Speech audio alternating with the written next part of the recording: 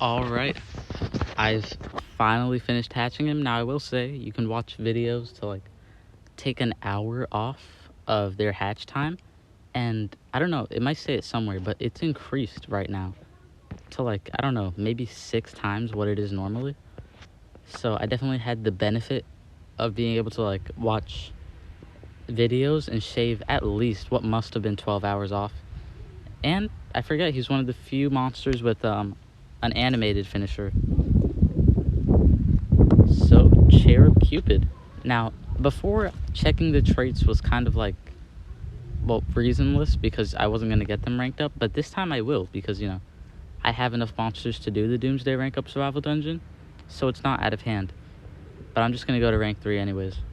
So at rank 1, you get Celestial. It's pretty good. But honestly, I feel like this has the exact same effect as having the Abomination trait. It's good now, but one day, haters are going to become prevalent. Or at least one hater, because they often put random haters. We didn't know that abominations were all of a sudden going to get hunted. So I never rely on these ones that are oddly specific too much. But immune to stun and mega stun is quite good. It's better than a normal stun. And bleed is a very popular dot, so at least you have an immunity to that. Pierce, I feel like I don't even have to say it, but I will just in case, just because this is on a beginner account, so I should be addressing some beginners. Pierce is one of the most OP status effects in the game. It lets you pierce or go through or ignore evasions, shields, taunt, mega taunt, or dodge area. There's a list. Only thing it won't go through is immunities, I think it says. So if they have fire protection and they only take half damage from fire monsters, you can't go through that because that's a protection. Bulwark, much better than any umbrella trait hardened, because this is just 50% chance it doesn't hit you. Let me tell you, something about that 50% chance and the fact that most moves only have a 90% accuracy, they never hit you.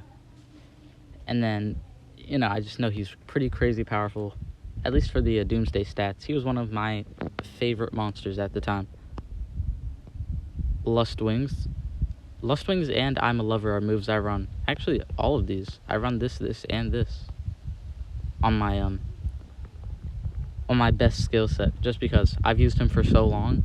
It's just if you ask anyone what they run their Lord Nabotus with, if they had Lord Nabotus, they know because, they had a lot of time. So just to go over the moves I won't be running, Desire Arrow. Having Pierce and Blind on paper seems pretty good. You can Pierce Deny-ish. But honestly, I don't think it's worth your time. It's hardly any damage, and he's an attacker. Eternal Love, 0 stamina, 0 cooldown. Okay, applies cooldown protection and restores. Okay, I didn't know this restored all his cooldowns. So that might actually, does that change anything in my eyes? This is his highest damage with no cooldown. This only 2, this only 1. And you have an ET? No, that's not necessary. This one I run because, look, in this skill set, and since you have Pierce, you don't really need to worry about you having an AoE because you're going to hit it on everybody. Burning, Sunburn, and Ignite. If you run anything else, you won't have that Ignite. So I prefer over Radiant Arrow. But yeah, this is just my best skill set. Low cooldown, decent stamina cost. No, on the lower end, because usually decent would be around 40. So, time to give him... Darn, I knew he'd have a 1 locked. But it's fine, because I am going to unlock that one. So I'll just give him level 5s for now. It's the best I can do. I actually have Flamera's essence, and I would be hesitant to put it on him, but, this is Cherub Cupid. He might not still be number 1, but he's at least, still number 2, 3, 4 most used monster in the world. This guy's got a lot of value still. And you know what this does for me? Now, I can go to this. I can go to this dungeon. And finally, I can get the gems I need, literally, to get him ranked up. So, boop, Cherub Cupid, Captain Copperbeard, and someone with team speed. Alright. And yeah, he's just an amazing attacker. It really gives me deja vu to finally have him back.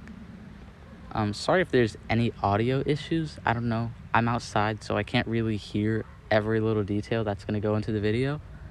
But I'm somewhere relatively quiet now, so I hope it's better. Lust Swings, yeah. He's AoE heavy, which I gotta be honest, I absolutely love in a Pierce Mythic attacker specifically. Because, like, Stall Killer and Elfira are both super great attackers with anticipation, but their downside, their, like, balancing, is that they only have single target moves. So they can't swipe away all of your enemies in one single move if they're strong enough, which really feels like a downside to me, because, like, imagine this, you give triple damage to them, and then they take out one guy when they already had the strength stat to take out one guy. I don't know. In a Pierce monster, I just love to see AoEs more. You know, especially at this low level where, like... And another one of his big, great things is that his AoEs give some of the strongest dots in the game. Like, Sunburn will kill any dark monster in 2 moves. Ignite will kill any grass monster in 2 moves. In Sunburn, Ignite, and Burn, those 3 dots are going to kill a monster no matter what element you have. He can revive after death, which, you know, I guess kinda just a little makes up for his lack of dodge area or some OP protection trait that people always seem to have these days. But honestly, I don't know if they already have made a Pierce dodge area monster, but it seems totally unnecessary. Like, kind of unbalanced, you know? Like, if you have to hide behind a Megaton monster, and a Megaton monster is always killed easier, yeah, that's kind of a balance to having a monster without dodge area. Because, as we all know, dodge area is, like, almost all the time entirely the meta. So, yeah, I'm super happy that I just get to plop him right in here. Even though I might have been able to do it with Captain Copperbeard, I didn't even realize I had him. I get to just plop him in here and immediately finish off a dungeon just because he's that powerful. Like, an original era mythic maybe could solo this with good runes, but since he's Doomsday, there's, like, no issues, you know? And I've got Copperbeard for that extra denial if it comes down to it. So look, now I should have enough gems to unlock his 3rd slot. And boom, I did. So, I think I want to go this. Yeah, I'm going to have to do it. Just so that when I get a strength rune, I can put on a level 6. But fast deniers is something I'm not usually a fan of, but it's something that I found pretty useful in Cherub Cupid. So let me just do 1 or 2 of these. What am I going to name this video? I think I'm going with The Arrival of Cherub Cupid. This is like a game changer for me. So something along those lines. Silver League chest. I really dislike, though, that they've removed cells from the normal PvP chest. Because the last one they had it normally for was the Nyla the Revenant. And, like, goodness knows I didn't need her at rank 3. But now I have a rank 3 Nyla. Well, almost rank 3. I just need a little bit of grinding to get her higher than that. But I'm on the fence if that's even worth it. Like, who wants a rank 3 Nyla? And I'm like, well, it could be cool for collection purposes, but I don't know. I'm on the fence. You guys, like, leave a comment down below to help me, like, think about it. So, stunned all. Oh, actually, I just meant kill. And yeah, I do love that about him over Shiv too, though. Because she needs a bunch of setup for her AoE. He just has 2 AoEs that he can kind of cycle easily into. Which I know she can cycle, but she has to cycle all 3 of her moves, costing a lot of stamina. He just does the 2, whichever element suits him better. And then once he's run out of AoEs, he can just do Desire Arrow, and then do another. You know?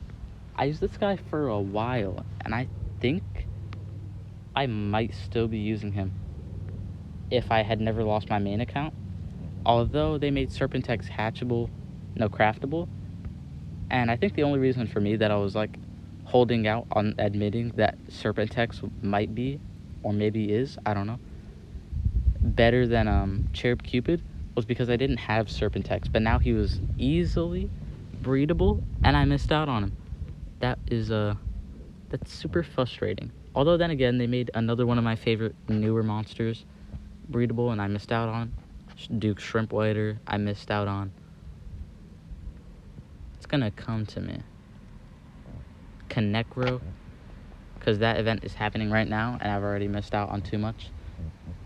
I don't know, honestly, it's quite sad, but once I hop back into like my main account, I'll pick up right where I left off. I don't know why. I always seem to like miss an era, and then I come back, and then I kind of have to work harder for the better monsters. Like, I don't know why. I didn't miss the Metro era. I was there fully, but I never realized during the race how good Slumpster was. I guess I like wasn't watching Armor that week or something, so I just completely missed out on Slumpster. And then I didn't realize how good Poseidonia was, because she seemed like she was only kind of gimmicky. So then I didn't pick up on her. And then I had Fruit Taster just because it was a team race monster that's easy to pick up when you're high level and everybody wants the race monster. But, they ended up being the meta for a while, and I missed out on them. But eventually, the meta changed. So all I really got to do is just hop back in, and every little monster counts. And then boom, the meta will eventually change. And I'm not too worried anyways. I still have people like King Autumn and Omnia and Shadownia, which I don't know why. I was prioritizing getting Omnia to rank 5 first, even though Shadownia needed to get to rank 5 first because she gets dodge area at that rank. And just like Heartpicker, by the way, bounty hunt attacker from a little bit ago, he has Pierce, but only at rank 5, and you can't reapply it. And it's just like Shadownia's dodge area. It's only at rank 5, and you can't reapply it. So it's super useful to get it to rank 5, but not that useful because you can't reapply it. Like, the longer a match goes out, especially because she uses extra turns, the less and less value you're going to get out of it. So, let me see. Internet's kind of slow because, as aforementioned, I'm outside. Stun. Alright. And look at that. This would have killed him, but it wouldn't have hurt her too much. So boom, switch to the one with burning. Then Sturdy Fist. Battle begins. Surprise gift. And now Lost Wings. And you just get to stack these dots. Where did Repentance come from? It came from you, right? Yeah, I think it did. And I've been waiting, like holding off doing this dungeon so that I could do it with Cherub Cupid and get his cells. Because the stronger he is, the better I am. Because I probably will still use him into the next era if we don't get another monster of his caliber for free. Now, before you say, like, a bunch of monsters have been of his caliber lately, like really good attackers like Connecro, I don't really know of any others. But, there probably are options there. I don't know. If I start ranking him up and he's already at rank, like a good rank, then I don't really need to worry about replacing him until I need to. Luckily, that guy's a really weak attacker. So, burn for safety. Okay, so, darn. I really wanted to give Megataunt so that she couldn't give a death countdown to everyone. So I just had to deny her. Weakness, Sharp Obeah. I really don't get how you do an extra turn. You give them a specific element weakness, then you don't attack in that weakness. Like, that's really like dropping the ball. Alright, Sturdy Fists, Daze, and then boom kill. So yeah, for now, it's going to be a little bit less useful than Shiv, because Shiv is already rank 1. She has, like, the best talent for her to have. And since she does a bunch of damage stacking, she does a lot more damage than someone at her level, even an attacker with buffs, would be doing. So, when I use Cherub, I'm going to realize, oh, this is a lot lower than I'm used to. But then again, it's a lot better. Like, I don't know. So, burn. Want to stack those dots. Daze. always useful. Okay, you still attack with 100% accuracy. Boiling and Hellfire, pretty strong dots to land. Wow, okay. My regeneration is going to do nothing against all that. Yukiyoro. I find it funny that Cherub Cupid already has precision, so I don't really need to worry about him. Sunburn. And Sunburn again. Ignite. Burn, if you didn't already have it. But you see how easily it eats away at his health. Mega Stun, and just make sure you keep the Lust. And that's that round over. I don't know if I'm going to make it through this one. Maybe if I had shielded. Beckon, Rocket Slap. Alright, I think he revives, and then he dies. But still, the novelty. Anyway, so I think that's going to be it for my video on just getting and setting up and using Cherub Cupid. Awesome monster. You know, it feels pretty nostalgic for me to get him on this account because I used him a lot on my main account. You can go back into my videos and see. And yeah, that's about it for this video. Hope you enjoyed. If you did, leave a like to support the video and support my channel. It's a brutal algorithm world us ML YouTubers work in, so any little bit helps. Subscribe to join the Crab Army. We are at 87 and we are on the road to 100 subscribers. It's amazing, and I never thought I'd be saying that, but I just want to thank you guys so much for that, and just keep on growing. And comment, and I would love to hear your thoughts, you know, on anything I've said in the video. I always take a couple times to point out, like, things you could say in the comments and I'll respond to. So if you remember one of those, you know, go ahead. And that's about it. I hope you have a great day. That's all. Your favorite Omni-Crab, signing out.